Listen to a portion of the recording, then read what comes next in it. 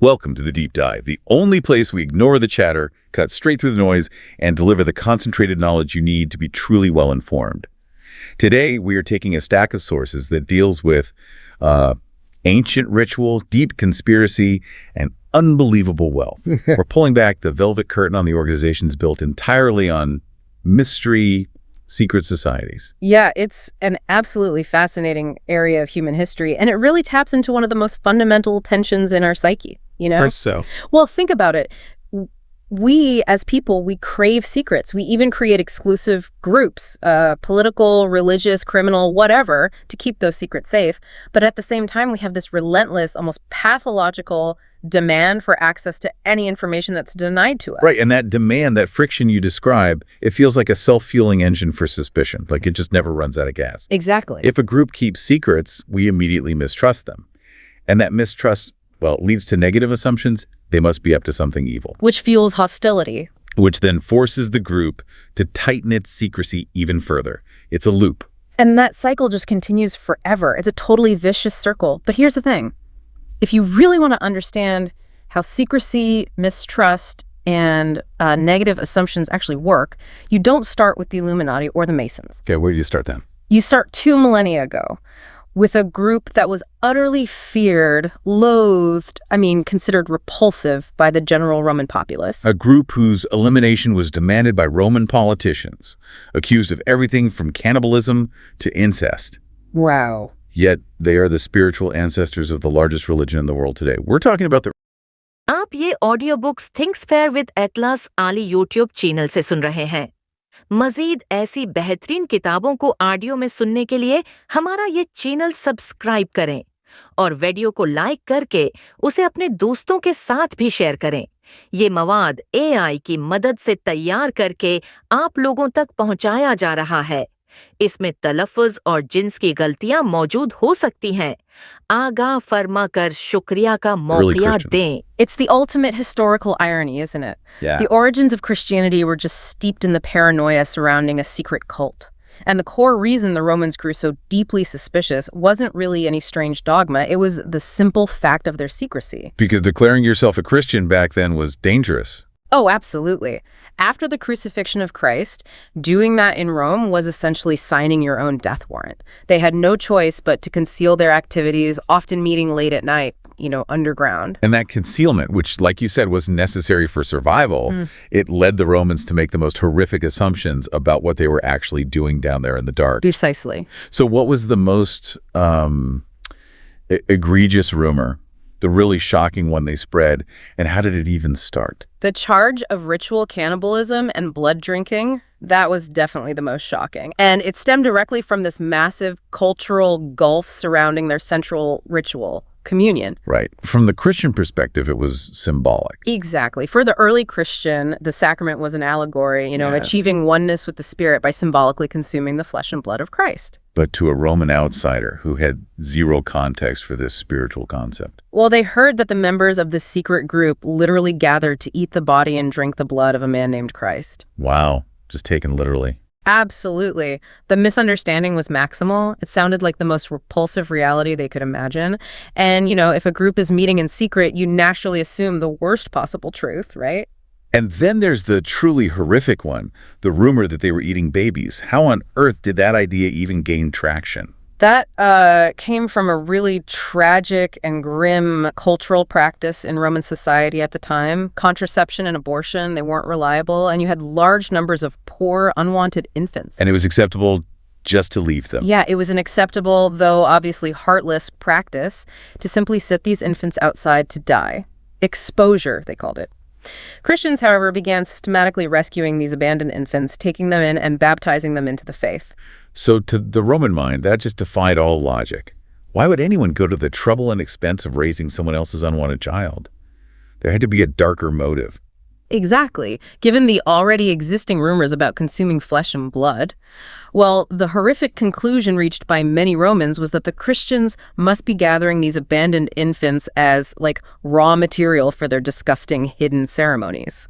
The secrecy just made the most terrible interpretation seem the most believable one. It did.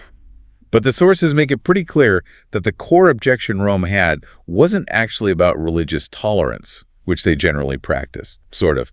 It was the Christians' refusal to worship the emperor. Which was seen as an act of absolute disloyalty, pure and simple. The emperor was the unifying spiritual force of the empire, and refusing to pay homage was viewed as basically insurgency against the state. So the crucial insight here really is that secrecy is just a tool. It can be a defense mechanism for the persecuted, like it was for the Christians, or it can be a means to enforce absolute control for the dominant group. Exactly. Okay, so let's track how that philosophical and religious nature of secrecy changed over the centuries. Well, in the ancient world, as we just saw, secret societies were primarily focused on philosophical discovery, morality, maybe religion. But by the medieval period, the motivations started shifting, becoming more political, though religion often remained the visible, dominant force. And by the mid-18th century, the structure of secrecy really split. It went in two distinct kind of modern directions. Yeah, that's right. You had the political and fraternal associations groups like the Masons come to mind, who kept some philosophical or religious remnants, but mostly used secrecy for exclusivity, status, fraternity. And then you had the other direction, outright criminality. These groups use secrecy purely to achieve clandestine ends and acquire massive wealth. That's the model for the criminal organizations we recognize globally today. The objective really dictates the structure. Okay, let's start with an early masterclass in using secrecy not just for defense, but as a weapon, one that led to extreme, violent methods, the assassins. The assassins, known historically as the Nizaris or Ismailis, they grew out of this enormous schism within Islam following Muhammad's death in the 7th century. That deep, violent rift between Shiites and Sunnis. And the Shiites were often outnumbered. Yeah, often outnumbered and often defeated. This perpetual conflict gave them this profound, lasting sense of tragedy and persecution. A persecution complex sounds like the perfect breeding ground for a secretive organization demanding absolute, fanatical devotion. And retaliation. It absolutely was. Around the year 1000 AD, a group of Ismailis in Cairo established what they called the Abode of Learning. This was essentially the prototype for later, more complex secret society structures. How so? What was its purpose? It was designed specifically to attract bright, zealous acolytes with the promise of receiving secret techniques to carry out divine missions. And it was lavishly financed by the Caliph of the Fatimites, who was a direct descendant of Muhammad with a massive annual endowment. We're talking 100,000 gold pieces a year. Huge sums. Wow. And this group's primary technique was securing that unquestioned obedience through the famous 9-stage initiation process, which sounds less like learning and more like total psychological warfare, designed to completely break down a person's reality. That's precisely what it was. A refined system of what we'd now call brainwashing. The first stage, which was critical, was designed specifically to dismantle the student's entire belief system, planting deep existential doubts about every value or belief they'd ever been taught to respect. The goal was literally to empty their minds. Yes, shatter their previous reality, so they were forced to rely solely and completely on the teacher for all knowledge and direction. How could a person even begin to recover their original beliefs after having their entire reality dismantled like that in stage 1? They couldn't, really, which is why the second stage was so effective. Once the mind was, emptied, the student was introduced to the new source of wisdom. They were told that all true wisdom came directly from the 7 great imams, who communicated personally and exclusively with the highly placed teachers. That created an absolute hierarchy of knowledge. You could only get truth from the top. And then the process moved from intellectual dismantling to something much more sinister, didn't it? Culminating around the 5th stage. Yes, the 5th stage was about sheer concentration damage. It moved beyond theory to, physical and mental exhaustion. Students were required to repeat this single, strange word, AKZBT1. AKZBT1. Yeah, for what were described as endless periods of time. The sources note that this kind of extended, intense, nonsensical repetition is actually a known method for severely damaging an individual's ability to think critically, rationally, and independently. So the goal was to ensure the devotion was physical and cognitive, not just spiritual. They were literally damaging their ability to think for themselves. It created a path of least resistance to obedience, basically. By the time they reached the final stages, the 8th and 9th degrees, the teachings were utterly cynical and, frankly, shocking. They stated that all religion and philosophy were fraudulent, just a grand deception. Wait, hang on. If the mission was supposed to be divine, how could they teach that religion itself was fraudulent? Because the true fulfillment, according to them, was achieved only through absolute servitude to the imams, the leaders. The 9th degree taught that belief didn't matter at all. Only action taken in direct response to the leader's orders was important. That's chilling. The entire lesson was summed up in a single, terrifying declaration. Nothing is true, everything is permitted. It grants total moral license, provided the action serves the organization. That is a terrifying mandate for a zealous operative.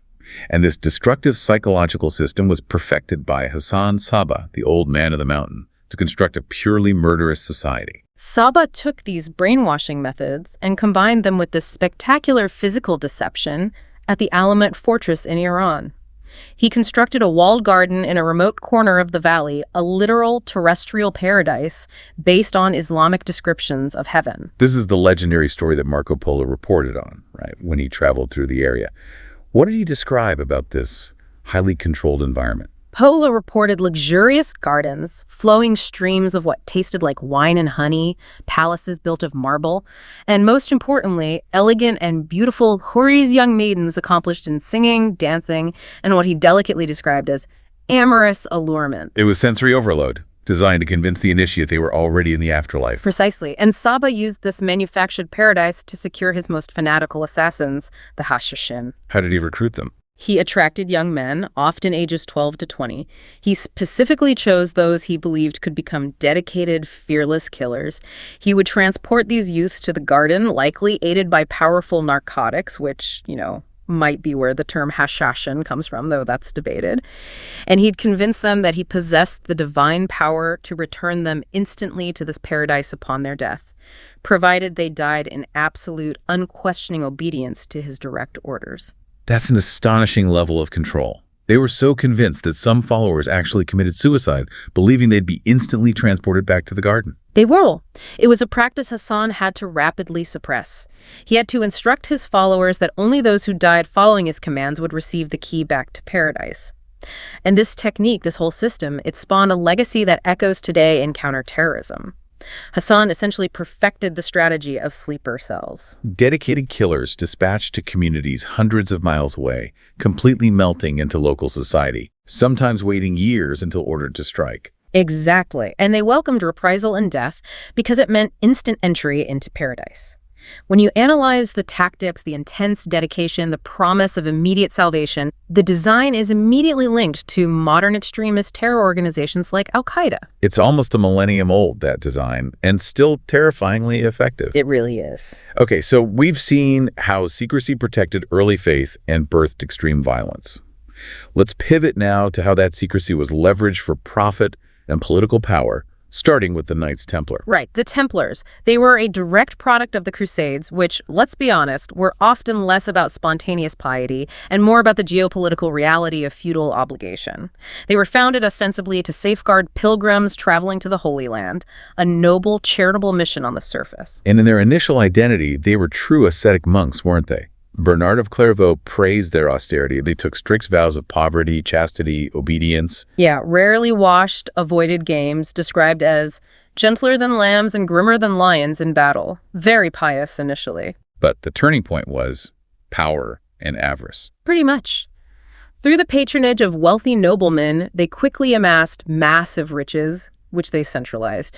They became so powerful financially that they set up the most extensive banking system of their era. You could transfer vast sums of money safely between Europe and Palestine through them. This had absolutely nothing to do with their initial vows of charity. So they started as monks swearing poverty, yet they quickly became the 14th century equivalent of a massive international bank. And power, as we know, corrupts. The sources note corruption was rampant. There were rumors they demanded tribute from the assassins, actually 12,000 gold pieces just to be left alone. But the most revealing and frankly ugly example involves Sultan Abbas's son. Walk us through that story, because it really highlights their complete transition away from any kind of spiritual mission. Okay, so the Templars intercepted Sultan Abbas and seized his treasure. Crucially, they also held his young son, who had already agreed to convert to Christianity. Now, under their original mission, that conversion should have been enough to guarantee his safety and freedom. But instead, they negotiated a deal with the Sultan's enemies to return the boy to Cairo for 60,000 gold pieces. purely for the gold. Purely for the gold. They returned the boy in an iron cage to Egypt, knowing full well he faced protracted, agonizing torture. It was a stark, mercenary choice that just demonstrated their complete abandonment of religious obligation in favor of profit. And the general public noticed this shift, right? Their reputation declined rapidly. Oh, yeah. Drink like a Templar became a common phrase for excessive drinking. And the Germanic word for a house of ill fame was temple house. Their reputation was in the mud. So their downfall was almost inevitable once their wealth became too tempting for those in power. Exactly. King Philippe le Bel of France was drowning in debt to the Templars and convinced Pope Clement V to move against them. In 1307, the Pope cited these rumors of unspeakable apostasy and execrable vice, which led to the arrest and eventual execution of Grand Master Jacques de Molay. The power and the vast hidden wealth they amassed were simply too tempting to resist seizing. Okay, now, if the Templar secrecy was born of genuine religious commitment that got warped by wealth, the Freemason secrecy had much more mundane, almost practical roots. That's right. The true origins of Freemasonry, going back to 17th century England, are incredibly boring from a conspiracy perspective. They evolved directly from craft guilds of working stonemasons. Just actual masons. Yeah, actual guys working with stone.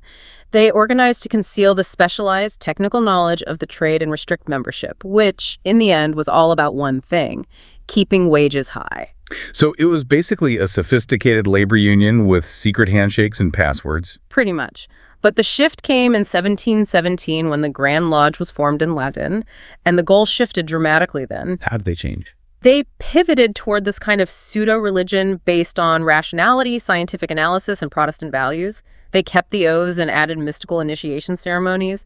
They went from actual stonemasons to speculative masons, men of qualified social stature who weren't working tradesmen anymore. And the Templar connection. Yeah. That seems to be the crucial move that transformed them from, like, an upper-class club into a society steeped in mystique. Precisely. Enthusiastic Masons began claiming direct descendancy from the martyred Templars. This was largely a narrative invention, but it transformed the organization's image. Instead of practical tradesmen, they suddenly became custodians of ancient secrets.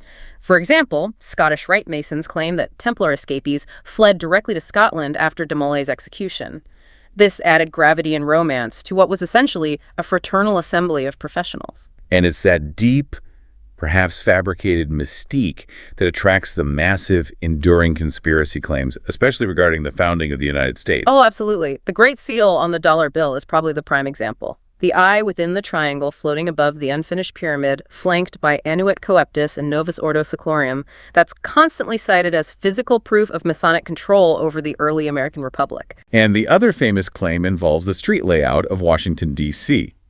The idea that the architect, Pierre-Charles Enfant, deliberately impressed satanic occultic symbols like pentagrams and pyramids right into the street grid to declare dominance. Right. While it makes for a great story, the sources kind of dismiss the underlying logic as visual absurdity. I mean, if you trace the paths of any major street grid, you're going to find triangles and geometric shapes, just because that's how surveying and city planning work. However, the influence of Masons is absolutely undeniable. We're not talking about obscure figures here. We're talking U.S. presidents like George Washington and Harry Truman, cultural titans like Duke Ellington, prime ministers like Winston Churchill, huge names. But the sources make the point that despite this massive, genuine political and cultural influence, the reality of the rituals themselves can be surprisingly anticlimactic. Yeah, they can feel silly and juvenile to outsiders, involving a blindfold, a compass point pressed against the chest, the ritualistic reply of more light. It's an exclusive club, for sure, but the secrets themselves are often more theatrical than substantial. And yet, sometimes that theatrical secrecy carries terrifying real-world consequences, like that incident in 2004, the Long Island initiation. Oh, that was a devastating example of ritual gone horribly wrong. A 77-year-old member, Albert Eade, was participating in the ritual where a gun was supposed to be fired with blanks. Instead, he accidentally used a .32 caliber revolver loaded with real bullets. And killed the new candidate. Yeah, kill a new candidate, William James. It's just a tragic reminder that the drama of secrecy, even in a supposedly benign fraternal organization, demands extreme caution and, in this case, had lethal consequences. Okay, so if the Masons built their mystique on maybe embellished ancient claims, let's transition now to organizations whose entire existence was based on sophisticated and often commercially driven fabrications. And we absolutely have to start with the one made famous by popular fiction, yet was a total 20th century fabrication, the Priory of Sion. Right. The fable is mesmerizing, which is why it works so well, I guess. It claims that Jesus married Mary Magdalene, who fled to France pregnant, giving rise to a secret royal bloodline, the Merovingian line. And the Priory of Sion was sworn to protect this line. And the Holy Grail, according to this myth, wasn't a cup at all, but this sacred bloodline itself, saying real royal blood. The story then hooks into the real-life Father Saunière, a parish priest in the remote village of Rennes-le-Château in the late 19th century. The myth claims he discovered ancient parchments tracing the Merovingian genealogy and cryptic codes inside a hollow altar pillar. And Saunière certainly accumulated mysterious wealth. He funded incredibly extravagant construction projects for such a remote priest, the Magdalena Tower, Villa Bethania. Very suspicious on the surface, but the source material confirms the reality of Saunière's riches was actually quite simple and, well, mundane. It was just fraud. Pure fraud. He ran a massive mail-order business, celebrating masses for payment. He charged people all across Europe to say prayers for the dead and just pocketed huge amounts of the money, far more than the 200,000 francs needed for his extravagant lifestyle. He was basically capitalizing on piety through deception. So the foundation of the Priory of Sion story, the whole thing relying on these supposed ancient parchments, was actually created decades later by a convicted con man named Pierre Plantard. Exactly. Plantard wasn't just a hoaxer. He actually claimed to be the direct Merovingian pretender to the French throne. He submitted his forged parchments to the Bibliothèque Nationale in Paris, documents physically made by his associate, a known prankster named Philippe de Chérisy. And his motivation? Solely to generate publicity for his book, Lord Erin. That was it. So the most famous secret society plot of the last century was essentially cooked up by a convicted con man trying to sell a book. It really brings down the dramatic tension, doesn't it? It really does. But the ultimate smoking gun came in 1993. Plantard, under oath during an investigation, finally admitted that the entire undertaking, the bloodline, Dagobert's marriage, the treasure discovery, was a complete and utter hoax, fabricated from start to finish. And the core figure that supposedly linked the Visigoths to this sacred bloodline, this Giselle de Reyes, never existed. She